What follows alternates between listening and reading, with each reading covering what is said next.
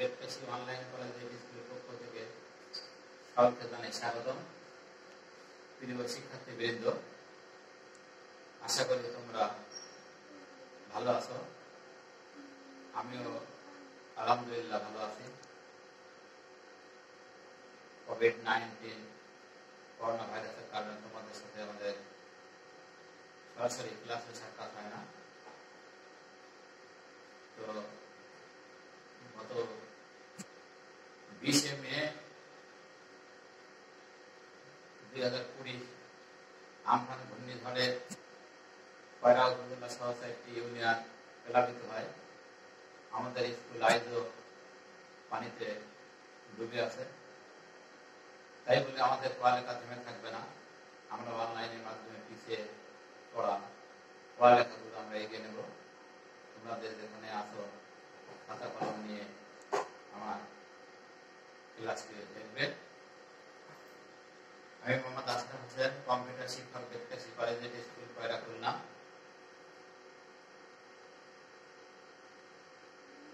নবম দশম শ্রেণীর তথ্য যোগাযোগ প্রযুক্তি পঞ্চম অধ্যায়ের প্রথম পাঠ থেকে আমি তোমাদের সামনে এখন মাল্টিমিডিয়া ও এর পুরো ক্ষেত্র নিয়ে আলোচনা করব। আশা করি মনোযোগ সহকারে শুনলেও বুঝতে হবে। এখন একটি ভিডিও দেখা যাক। ভিডিওতে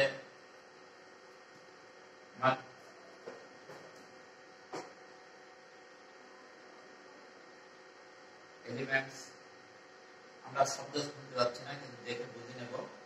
সাউন্ড মানে শব্দ,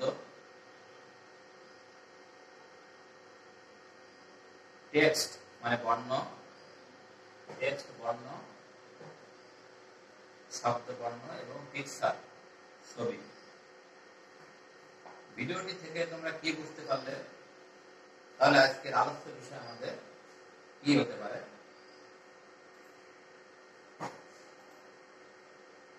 ঠিকই বলেছ, মাল্টিমিডিয়া, তাই না? আজকে আমাদের পাঠ্য বিষয় হলো মাল্টিমিডিয়া। এখানে কিছু ছবি আছে, কম্পিউটারের ছবি, টেলিভিশন, রেডিও, সিডি, ইয়ারফোন, অনেকগুলো ছবি এখানে আছে। ভিডিও, ক্যামেরা, এর থেকে আমরা বুঝতে পারছি নিশ্চয়ই এগুলো মাল্টিমিডিয়ার অংশ বিশেষ, তাই না? তাহলে এই পাঠে আমরা মাল্টিমিডিয়ার ধারণা ব্যাখ্যা করতে পারবো। এই পাঠ শেষে মাল্টিমিডিয়ার প্রধান মাধ্যম সমূহ বর্ণনা করতে পারব। মাল্টিমিডিয়া বা বহু মাধ্যম।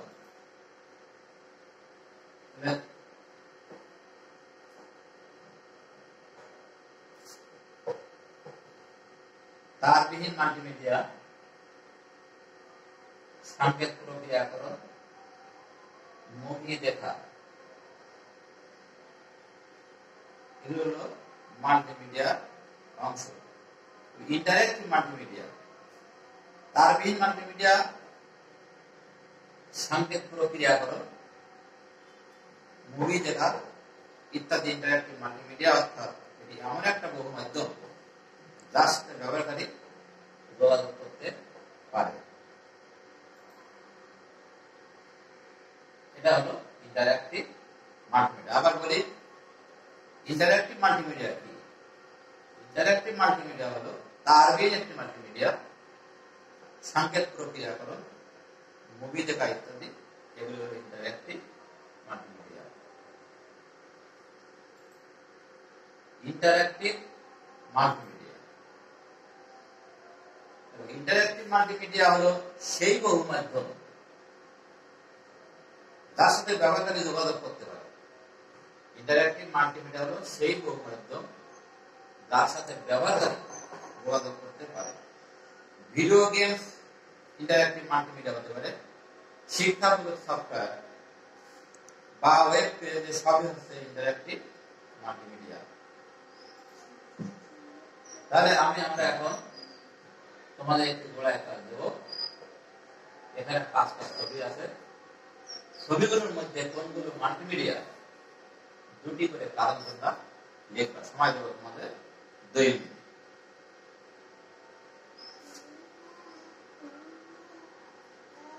তাহলে ছবিগুলোর মধ্যে কোনগুলো মাল্টিমিডিয়া আমরা নিশ্চয়ই বুঝতে পারছি। আমি তোমাদের উত্তরটা পাশাপাশি বলে দিই।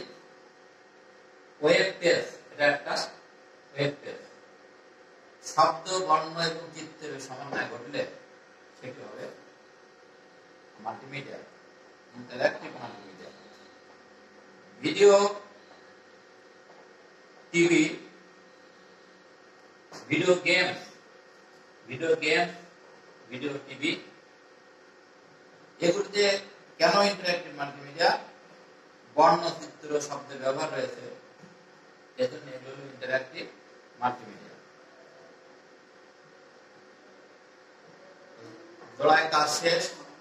মোটামুটি তোমরা অ্যান্সার করেছো, এবং যদি বুঝতে অসুবিধা হয় সেই প্রশ্নগুলো আমার ইনবক্সে তোমরা লিখবে, আমি সমাধান করে দেওয়ার চেষ্টা করব।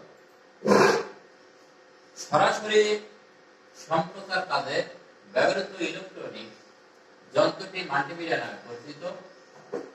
আমরা ঘর, বসত বাড়ি, অফিস আদালত, ওয়েবসাইট থেকে আমরা অনুষ্ঠানগুলো দেখতে পাই। তাহলে ইলেকট্রনিক্স একটি মাল্টিমিডিয়া আমরা ছবিতে দেখতে পাচ্ছি, সে ধারণ করছে। মাল্টিমিডিয়ার মাধ্যম সমূহ, আমরা একটি ছবি দেখতে পাচ্ছি। ছবিটি কি বলতে পারবে কেউ? ঠিক আছে, প্রজেক্টর, তাই তো? পরবর্তী ছবিটা হলো কি? এটা হলো ল্যাপটপ।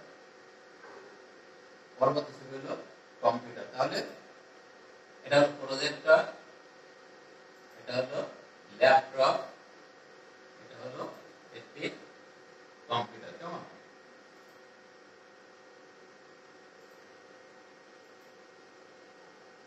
পরবর্তী ছবি, এটি টেলিভিশনের ছবি দেখতে পাচ্ছি, একটা ট্যাবলেট ফোনের ছবি দেখতে পাচ্ছি, আর একটি হলো সিনেমা। এই সবগুলো মিলে হলো একটি মাল্টিমিডিয়া মাধ্যম সমূহ। এগুলো আমরা মাল্টিমিডিয়া মাধ্যমে কাজ করতে পারি। মাল্টিমিডিয়ার প্রধান মাধ্যম সমূহ কি? মাল্টিমিডিয়ার প্রধান মাধ্যম সমূহ হলো বর্ণ বা টেক্সট। আমরা বর্ণ বা টেক্সট এইভাবে আমরা এগুলো লিখি। মাল্টিমিডিয়া প্রধান মাধ্যম তাহলে কি? বর্ণ বা টেক্সট। কি লিখলাম তাহলে? ডিজিটাল বাংলাদেশ গড়ার জন্য আমরা কাজ করে যাব। দ্বিতীয়টা হলো কি? চিত্র বা গ্রাফিক্স।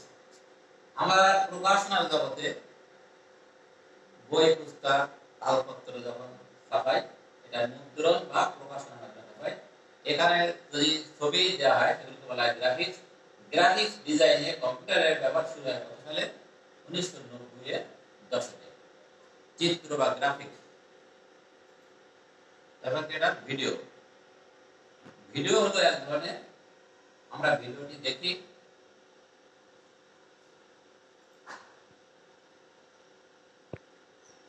মাল্টিমিডিয়া ও গ্রাফিক্স।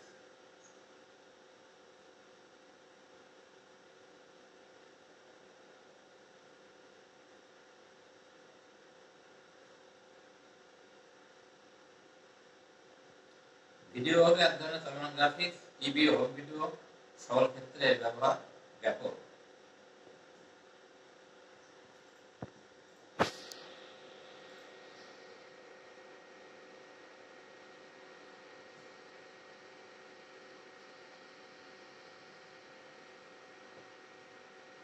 ভিডিওটি আমরা সবাই খেয়াল করে দেখি।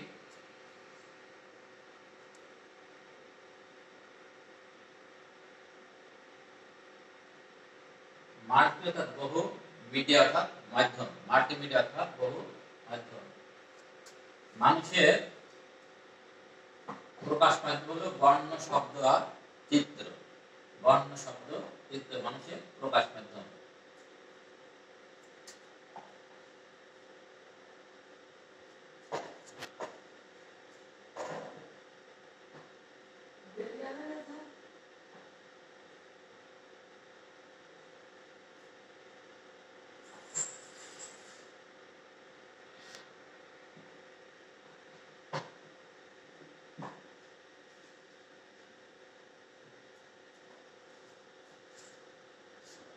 Television,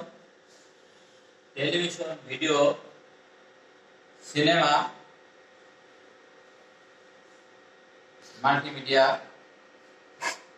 television, video, cinema, multimedia অংশ।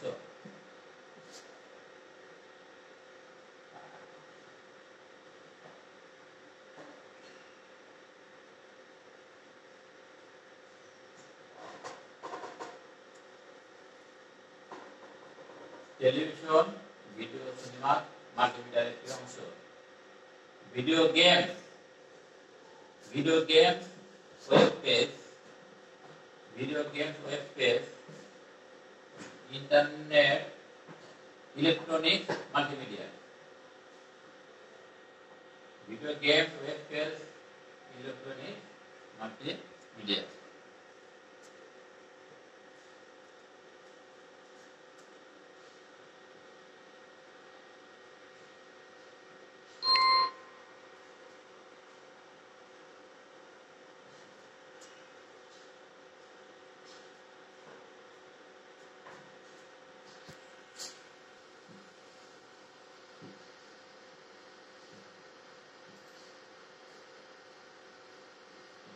মাল্টিমিডিয়া ওয়েব পেজ বর্ণ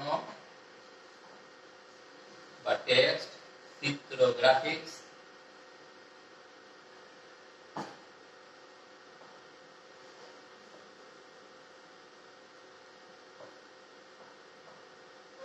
চিত্র ও গ্রাফিক্স।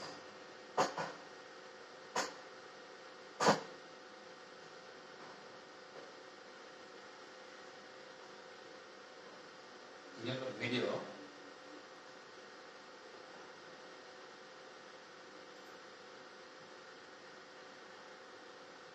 শব্দ, অডিও,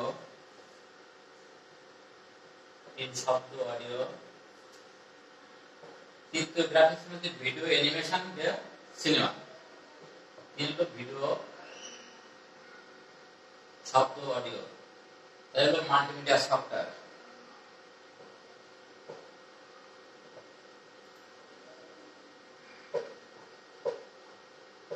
ডিজিটাল প্রকাশনা,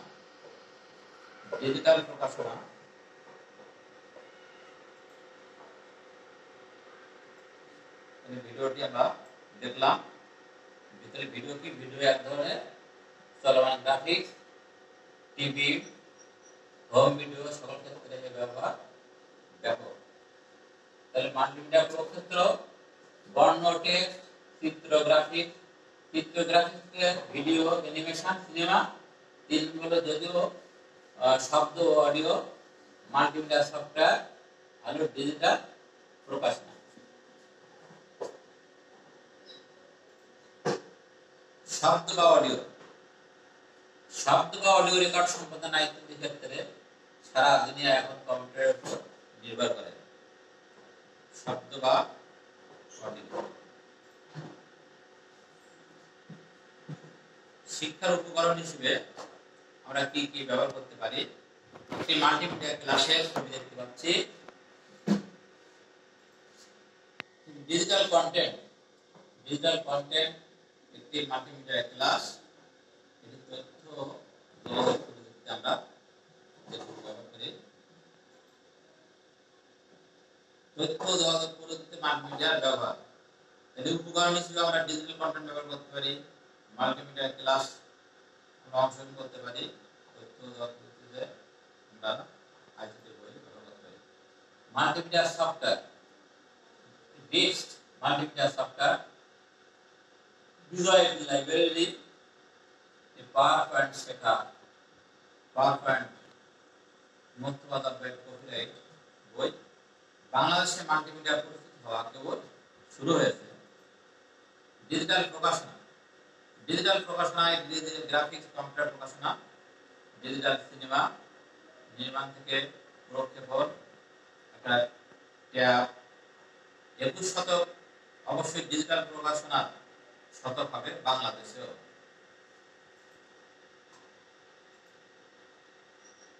যদি বিনোদনের ক্ষেত্রে মাল্টিমিডিয়ার ব্যবহার,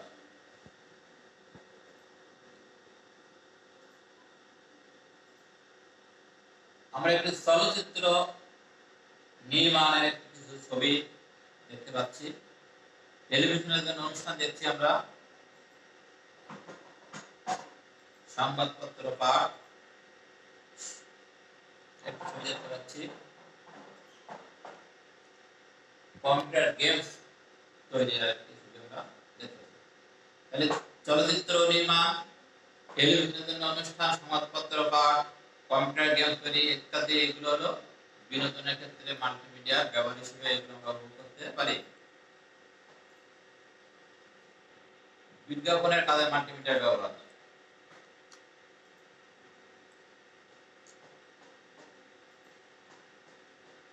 টেলিভিশনের মাধ্যমে বিজ্ঞাপন প্রদান, প্রশিক্ষণ কেন্দ্রে বিনোদন,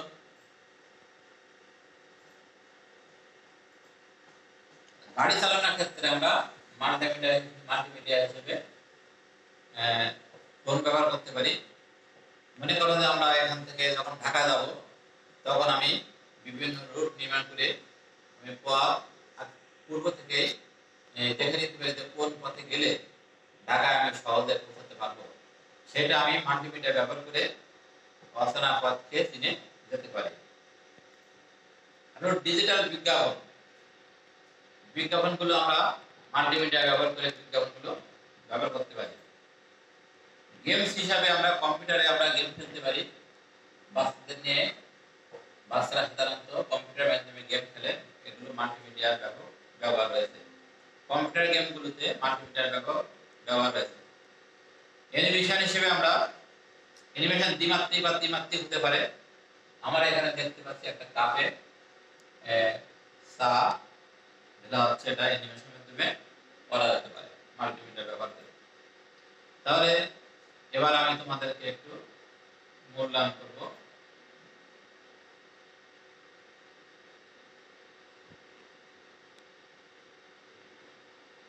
তাহলে 1 নম্বর প্রশ্ন, আবেদনিক অর্থে মাল্টিমিডিয়ার অর্থ কি? ক হলো মাধ্যম, খ হলো বিনিময়, গ হলো বহুমাধ্যম, ঘ হলো মিডিয়া। তাহলে সঠিক উত্তর কোনটি? সঠিক উত্তর গ, এটা হলো বহু মাধ্যম। 2 নম্বর প্রশ্নে আসি, মাল্টিমিডিয়ার মিডিয়া নয় কোনটি? ক হলো বর্ণ, খ চিত্র, গ শব্দ, ঘ হলো বিদ্যুৎ। তাহলে মাল্টিমিডিয়ার সাথে সংশ্লিষ্ট নেই কোনটি? বিদ্যুৎ। কেমন? ঘ হলো সঠিক উত্তর। এটা বহুপদী প্রশ্ন। মাল্টিমিডিয়া হলো বর্ণ, 2 হলো চিত্র, 3 হলো শব্দ। নিচের কোনটি সঠিক? ক হলো 1 নম্বর, খ 1 ও 2, গ 2 ও 3, ঘ 1 2 3। তাহলে মাল্টিমিডিয়া হলো বর্ণ, চিত্র, শব্দ, 3টি সমান নয়। কেমন? তাহলে উত্তর কোনটা হবে? হ্যাঁ, তুমি ঠিক বলেছো, ঘ, ঘ সঠিক উত্তর। তাহলে এবার আমি তোমাদেরকে একটি বাড়ির কাজ দেব, তোমরা এটা সুন্দর করে খাতায় লিখে নিবে এবং পরবর্তী ক্লাসে আসার সময় তোমরা বাড়ির কাজটি নিয়ে আসবে। তাহলে লিখে নাও, মাল্টিমিডিয়া ব্যবহারের প্রয়োজনীয়তা আছে কি? তোমার উত্তরের সপক্ষে লিখে দাও। এটা সুন্দর করে তোমরা খাতায় লিখে নাও।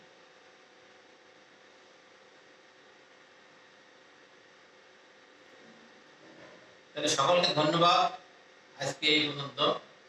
তোমরা সকলে বাড়িতে থাকবে এবং বাইরে আসলে প্রয়োজনে মাস্ক ব্যবহার করবে এবং সামাজিক দূরত্ব বজায় রাখবে।